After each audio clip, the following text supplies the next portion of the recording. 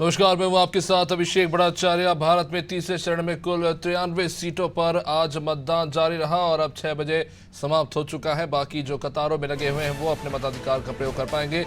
पर फिलहाल आपको आंकड़े बता रहे हैं उत्तर प्रदेश की 10 सीटों पर, तीसरे चरण में कुल 10 सीटों पर आज उत्तर प्रदेश में मतदान हुआ है। आंकड़े आपको बता रहे हैं कुल शाम के 5 बजे के आसपास जो आंकड़े जारी हुए हैं अभी तक जो हमारे पास उपलब्ध है उसके हिसाब से संभल में 61.10% मतदान हुआ है। कुल अगर प्रतिशत की बात करें 10 सीटों पर 55.13% मतदान रहा। हाथरस में 53.54% मतदान रहा है। फतेहपुर सीकरी में 54.93% मतदान रहा। फिरोजाबाद में 56.27%, तो मैनपुरी में 55.88% मतदान हुआ है।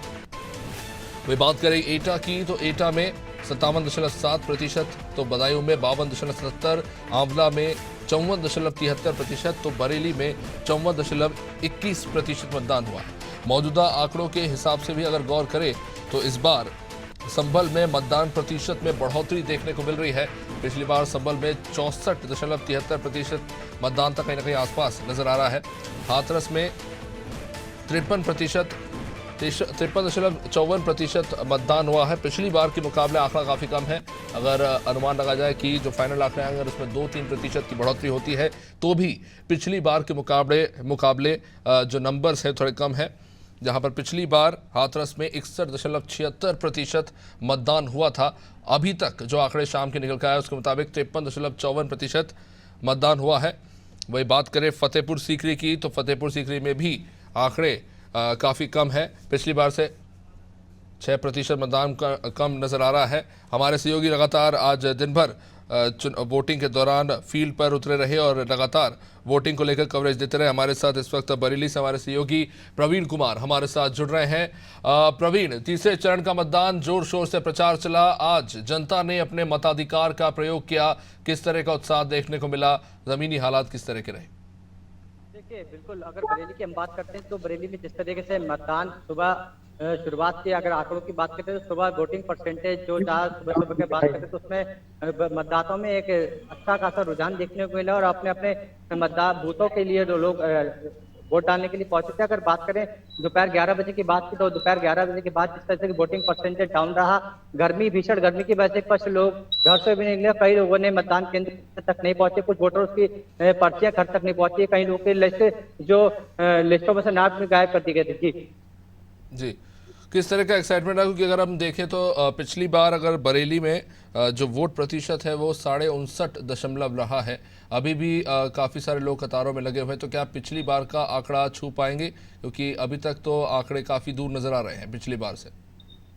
जी देखिए, बिल्कुल देखिए, बरेली की अगर वोटिंग परसेंटेज की हम बात करते हैं तो शाम 5 बजे तक 54%, 75% आंवला में मतदान हुआ है। बरेली की बात करते हैं तो 54.21% मतदान बरेली में हुआ है। साथ ही साथ बता दें 6 बजे तक मतदान केंद्रों पर गेट कर दिए गए थे और इस वक्त मैं अगर बात करूं मौजूदगी मेरी इस टाइम बरेली के तिलक इंटर कॉलेज में है। इस यहाँ से वोटिंग परसेंटेज जो अभी भी डाउन है। साथ ही साथ लोग जो 6 बजे के बाद पहुंचे थे उनके लिए गेट बंद कर दिया गया था।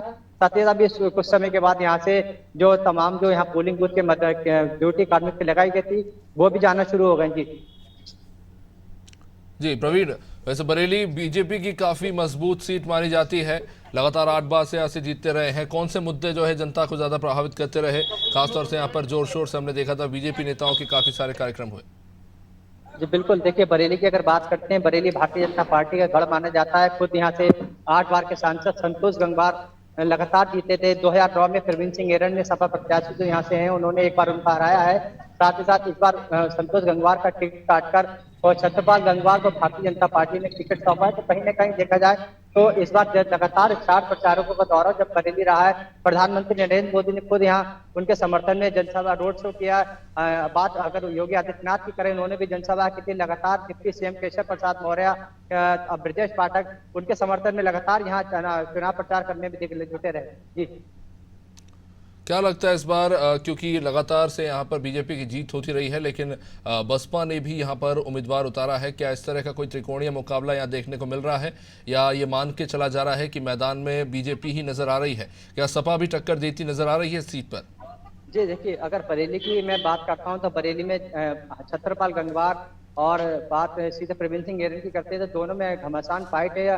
हालांकि यहाँ से जो छोटेलाल गंगवार का बसपा से जो टिकट हुआ उनका पर्चा खारिज कर दिया कहीं न कहीं। तो अगर बात करी जाए दो ही प्रत्याशी बरेली से मैदान में है। वहीं अगर आंवला लोकसभा सीट की बात करते तो वहां से धर्मेंद्र कश्यप को भारतीय जनता पार्टी ने फिर से एक बार टिकट सौंपा है और चुनावी रण जो है बड़ा घमासान है। वहां से नीरज मौर्य समाजवादी पार्टी से मैदान में है। बसपा से आबिद अली सैयद आबिद अली भी वहां से त्रिकोणीय जो है जो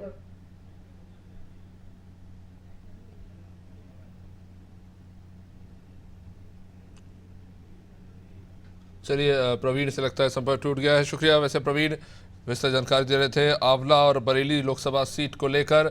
तो आंकड़े इस वक्त हम आपको बता रहे हैं उत्तर प्रदेश की 10 प्रमुख सीटों पर इस बार जिस तरह का रुझान देखने को मिला है।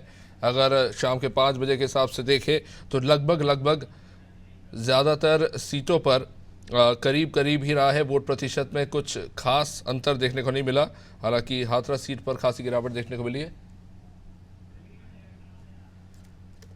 चलिए प्रवीण हमारे साथ जुड़ चुके हैं। जी हाँ प्रवीण, आज जिस तरह से हमने देखा वोटिंग पैटर्न, दिन में काफ़ी ज़्यादा सुबह वोटिंग प्रतिशत में बढ़ोतरी देखने को मिली, लेकिन दोपहर में वोटिंग प्रतिशत में थोड़ी गिरावट देखने को मिली। क्या रहा दिन भर वोटिंग का सूरत हाल? जी आपको बताना चाहूंगा कि जिस तरीके से पूरे दिन में जो दोपहर के जो सुबह के टाइम पे था जो वोटिंग प्रतिशत ज्यादा था, पर जैसे ही दोपहर हुई उसके बाद हीट वेव का प्रकोप जो बढ़ता चला गया। कुल मिलाकर के यहाँ पे 60.94 वोटिंग हुई है जनपद एटा में।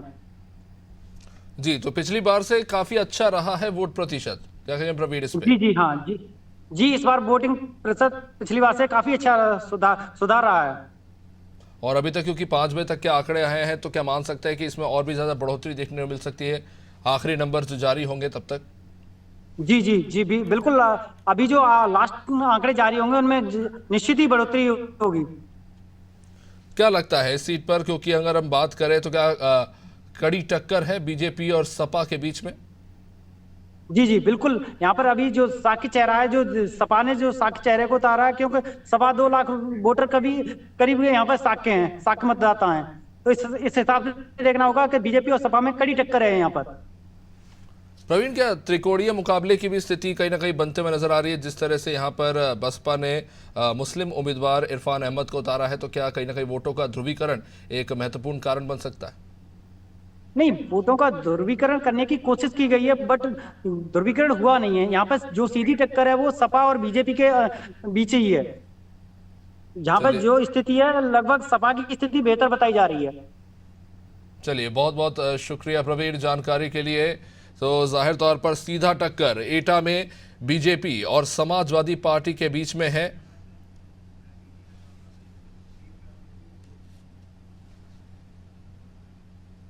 जाहिर तौर पर 10 में से 8 सीटों पर बीजेपी मजबूत नजर आ रही है, 2 सीटों पर सपा काफी मजबूत है। इस बार जो चुनाव हुए हैं करीब वोट प्रतिशत समान ही रहे हैं। कुछ सीटों पर कुछ खासी गिरावट देखने को मिली है, लेकिन ज्यादातर सीटों पर मतदान प्रतिशत लगभग समान ही रहा है। ऐसे में देखना काफी दिलचस्प होगा कि जनता ने क्या रुख अख्तियार किया है। क्या कहीं सीटों पर पासा पलटेगा या फिर नतीजे पिछली बार की तरह रहेंगे? वापस लौटेंगे जल्द एक ब्रेक के बाद।